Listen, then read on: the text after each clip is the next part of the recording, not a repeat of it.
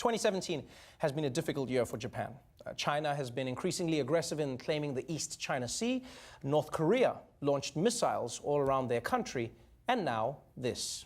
President Trump has kicked off a 5-nation tour of Asia with a visit to Japan. While here in Japan, the president has talked about trade, urging Japanese businesses to do more to sell goods and make goods inside the United States. They also spent much of their time discussing the North Korean threat. There has never been such a close relationship between the leaders of two countries, these two countries, Japan and the United States. Melania and I are deeply grateful for the warm welcome we've received in your remarkable country. Poor Japan, man. Once again, they have to deal with an out-of-control monster with tiny hands.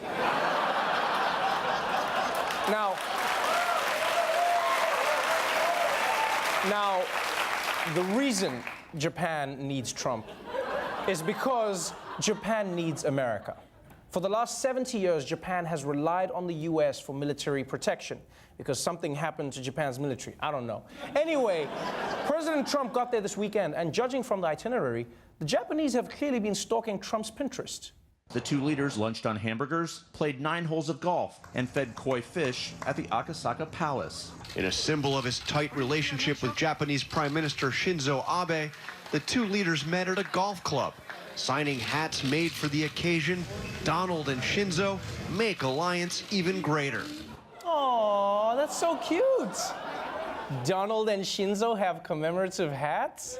Yeah, it looks less like a diplomatic souvenir and more like a novelty gift from a bachelorette party. That's what it looks like. I'm surprised it didn't have a penis sticking out of it. That's all that was missing.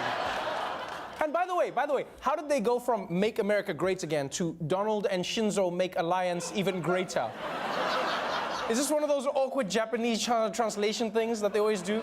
You know, it's the same way Fast and the Furious was released in Japan as the angry cars zoom at speed excess, starring Vin Diesel and crazy Instagram Tyrese.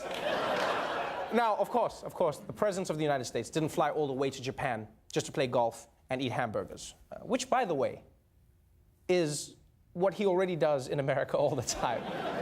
No, it is. Like, he's in Japan and he's eating hamburgers. Trump is the kind of tourist who travels to an exotic land but still goes to their McDonald's. You know, folks, it's so different here. In my country, I order a Big Mac and fries. But over here, I have to order a Big Mac and fries. But Trump wasn't just there for the golf and burgers. He was also there to tell Japan who's boss. You've built one of the world's most powerful economies. I don't know if it's as good as ours. I think not. Okay? And we're going to try and keep it that way. But you'll be second. You know, someone should tell Donald Trump to always stop speaking after his first sentence. Because every time, that's where it goes wrong. I'm sorry about the death of your husband, but he knew what he signed up for. The Charlottesville Nazis were bad, but there were some very fine people. I have the utmost respect for mothers. When women have babies, their boobs get real big. It's always the second line.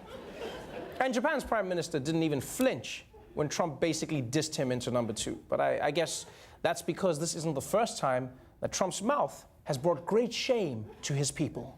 Donald Trump, according to the Japan Times newspaper, made comments that he couldn't understand why a country of samurai warriors didn't shoot down North Korean missiles. You know, I don't know what's worse, that Trump thinks Japan still has samurai, or that he thinks samurai warriors were trained in missile defense. I feel like Trump only knows 2 things about Japan, and neither of them is right. Like, I wouldn't be shocked if tomorrow Trump said, I don't understand how the same people who can catch shrimp in their hats at Benihana can't intercept a missile, folks. So, that was part 1 of Trump's trip to Asia. Tomorrow he heads to South Korea, where he will probably shove chopsticks up his nose and pretend that he's a walrus.